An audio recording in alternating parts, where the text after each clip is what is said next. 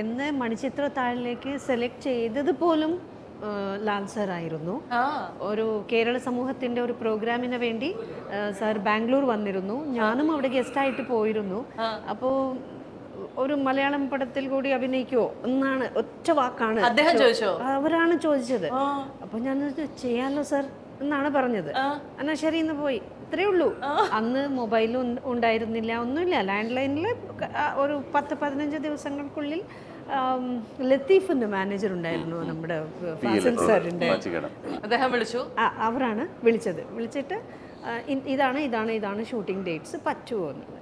പിന്നെ മറ്റേ കാര്യങ്ങളൊക്കെ സംസാരിച്ചു, ഓക്കെ എന്ന് പറഞ്ഞു. പിന്നെ ഇതുവരെ ഒരിക്കൽ പോലും, ഒരു പ്രാവശ്യം പോലും ഞാനാണ് വിനയെ വിളിച്ചതെന്ന് ഒന്നിലും ആരോടും ഒന്നും പറഞ്ഞില്ല. എനിക്ക് മാത്രമേ അറിയാം. ഫാസിൽ സാറിനോട് പോയി ചോദിച്ചു, സാറേ എങ്ങനെയാ നിങ്ങൾ? എനിക്കൊന്നും അറിയില്ല. സാർ പറഞ്ഞു വിനയ ഇത് പറ്റിയ ക്യാരക്ടറാണെന്ന് പറഞ്ഞു, അതുകൊണ്ടാണ് ഞാൻ വിളിച്ചത്. എൻ്റെ ഫോട്ടോ പോലും കണ്ടിട്ടില്ല. ഇപ്പൊ പിന്നെ കുറേ ഫിലിമിൽ നിങ്ങൾ അഭിനയിച്ചില്ലല്ലോ, ഒരൊറ്റപ്പടത്തിൽ മാത്രമല്ലേ അഭിനയിച്ചു. ഒരു 1000 കണക്കിന് തുല്യമാണ് ഈ ഒരു പടം. ഒരു ഇതിലൊരു 1000 പടങ്ങൾ, 1000 പടങ്ങളുടെ ഇഫക്റ്റ് ആണ്. ഇന്നും അതെനിക്ക് മൈലേജ് തരുന്നുണ്ട്.